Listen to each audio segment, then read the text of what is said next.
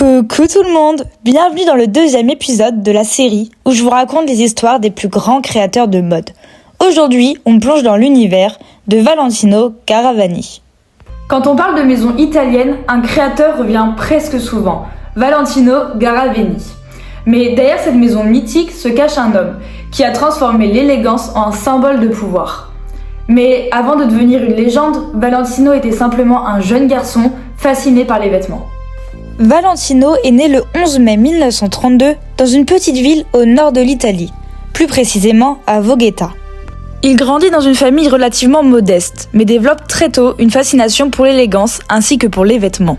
Sa tante Rosa et sa mère Teresa remarquent rapidement son talent pour le dessin. À l'époque où la mode n'était pas considérée comme une carrière stable pour un homme, Valentino affirme qu'il veut devenir couturier. Alors que les autres enfants jouent dehors, il dessine, observe et imagine.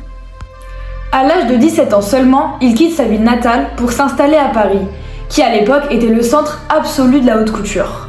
Il étudie donc à l'école des Beaux-Arts, puis à la chambre syndicale de la haute couture parisienne, qui est l'école la plus prestigieuse dans ce domaine.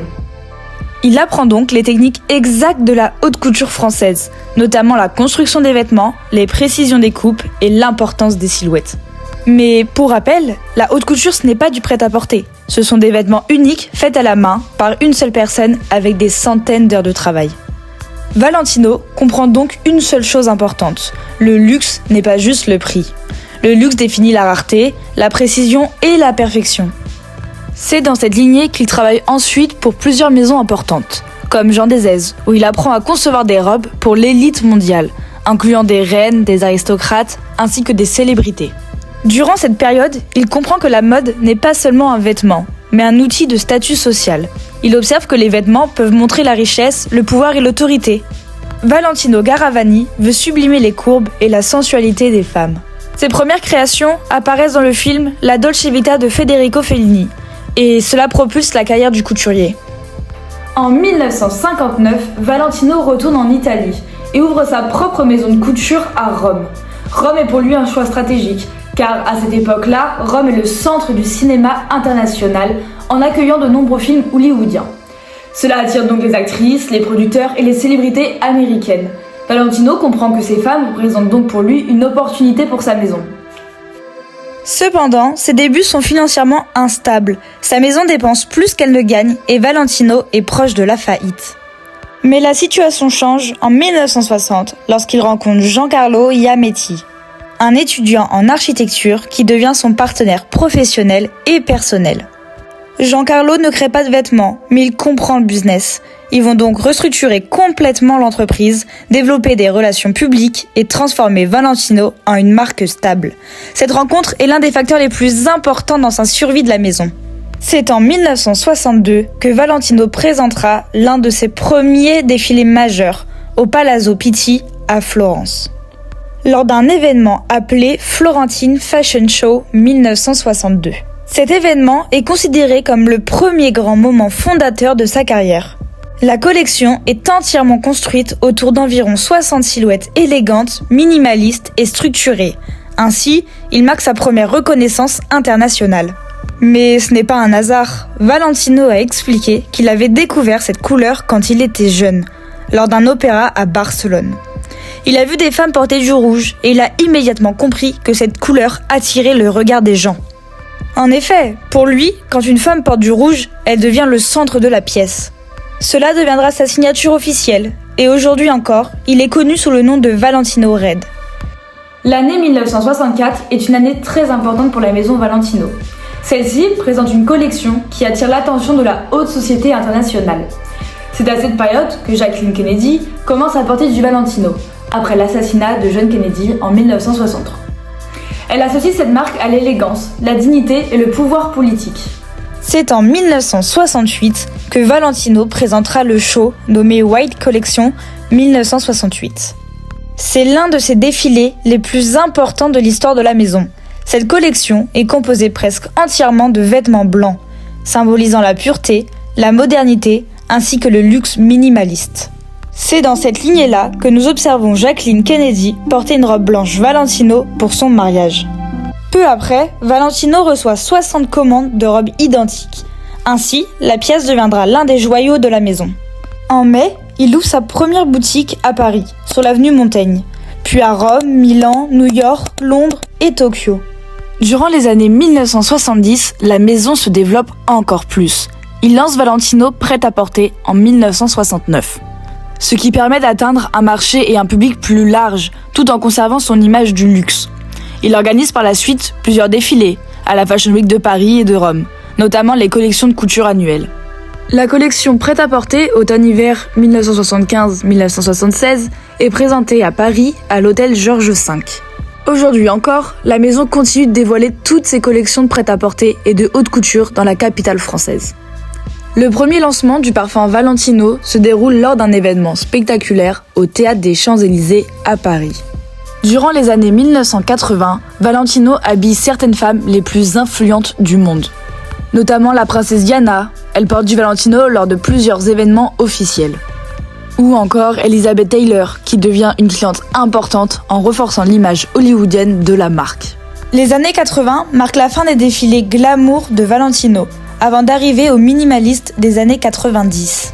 À cette époque, Valentino vient présenter plus régulièrement ses collections couture à Paris, afin de toucher une clientèle internationale beaucoup plus riche qu'à Rome.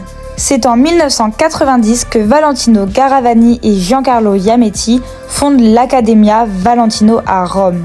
Pensée comme un centre culturel, l'institution accueille expositions, rencontres et événements artistiques. Leur objectif est de créer un lieu de dialogue entre la mode et les autres disciplines artistiques, affirmant la vision de Valentino selon laquelle la couture appartient pleinement au monde de l'art. L'année 2007 marque les 45 ans de carrière et histoire de la maison. Durant cette année, les défilés montent une rétrospective de ces styles tout en incluant le rouge Valentino, les robes structurées et les silhouettes minimalistes. Le défilé final de Valentino a lieu le 23 janvier 2008, lors de la Fashion Week Haute Couture de Paris. Ce défilé est officiellement son dernier en tant que designer. La collection inclut de nombreuses robes rouges symbolisant la fin de sa carrière et le symbole qu'il a créé. Après sa retraite, la maison Valentino continue d'exister, mais Valentino lui-même cesse de créer. Marie Grazia continue d'honorer le travail acharné de Valentino en conservant l'élégance classique de la maison. En effet, c'est le duo Maria Grazia et Pierpaolo Piccioli qui dirigeaient la maison ensemble à cette époque. La collection automne-hiver 2016-2017 est la collection la plus importante de ce duo. Le thème du défilé repose sur l'idée de revenir à l'essentiel, de ressentir l'instant et de s'éloigner du virtuel pour retrouver une mode pleine d'émotion et d'humanité. L'inspiration principale vient de la danse, du mouvement, du corps et de la douceur, qu'on associe au ballet. Des silhouettes fluides, longues et délicates, des couleurs sobres et poétiques. Nous pouvons retrouver des manteaux et des tailleurs noirs, des jupes en tulle avec des bottes plates, créant un contraste entre grâce de ballet et force contemporaine. Après plusieurs saisons de Fashion Week, c'est le défilé Valentino Haute Couture de 2016 qui marque un tournant historique. Car c'est la dernière collection créée par le duo qui a façonné Valentino pendant près d'une décennie. Il repose sur une inspiration théâtrale, marquant une ode à la poésie. On y retrouve des cols fraises, chemises blanches et vestes d'inspiration Renaissance, ainsi que des robes longues, fluides, très romantiques, et un mélange de rigueur masculine et de délicatesse féminine.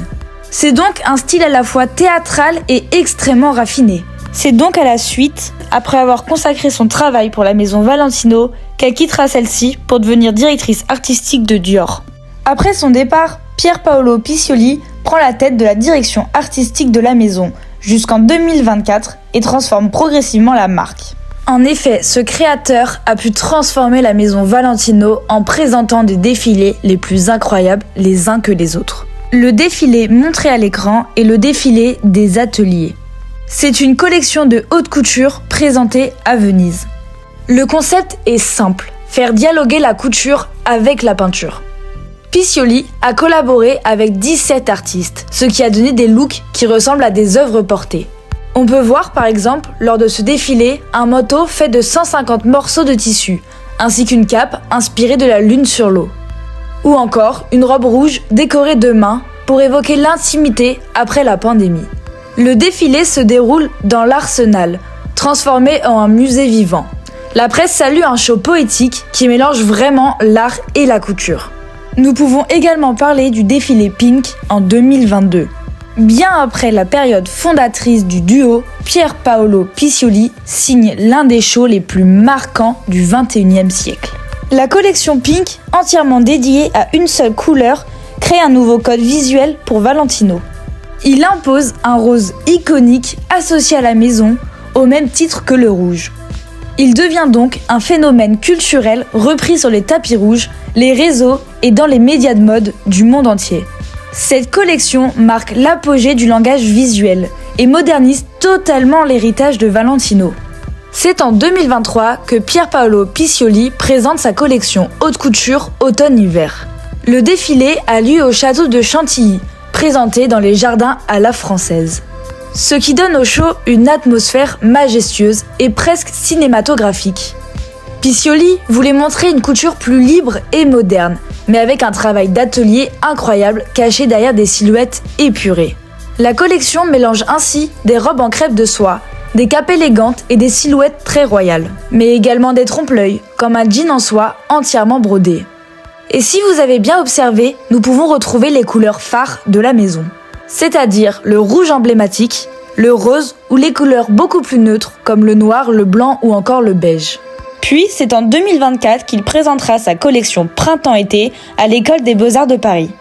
Le thème central est la féminité libre, naturelle et assumée. La collection célèbre le corps comme un tissu à part entière. La peau devient un élément du vêtement, jamais provocateur, mais un symbole d'émancipation. Il utilise une nouvelle technique qui sculpte le tissu en relief pour créer des motifs baroques et des découpes révélant subitement la peau. Après de longues années à redéfinir une élégance sensible et humaine, Pier Paolo Piccioli laisse derrière lui une vision profondément romantique de Valentino. Un chapitre va donc se fermer pour la maison, mais il laissera place à un nouveau. En 2024, la maison confie son futur à Alessandro Michele, un créateur connu pour son imagination sans limite et son sens de la poésie. Son défilé le plus connu est nommé Specula Mundi. C'est la collection haute couture printemps de 2026 et c'est la première grande collection d'Alessandro Michele à la tête de la maison. Le show a été présenté quelques jours après la disparition de Valentino Garavani, ce qui donne au défilé une dimension très émotive. Le concept du défilé est inspiré d'un ancien dispositif circulaire où les gens regardaient des images à travers de petites fenêtres.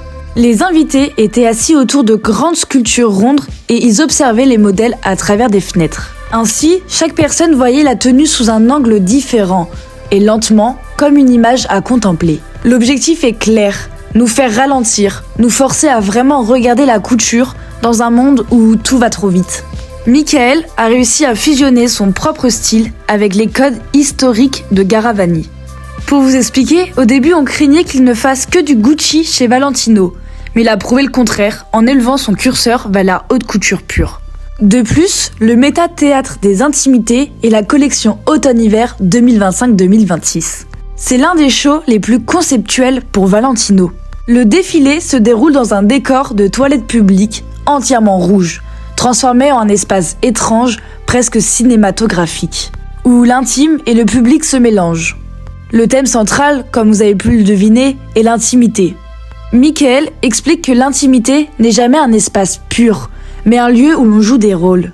Un défilé qui interroge sur qu'est-ce que l'intimité dans un monde où tout est mis en scène. Aujourd'hui, la maison Valentino est considérée comme une des maisons les plus importantes de l'histoire de la mode. Mais coup de théâtre dans la mode, c'est le 19 janvier 2026 que la presse et le public apprend le décès de Valentino Garavani. De ce que nous savons, il est mort dans sa résidence à Rome, entouré de ses proches.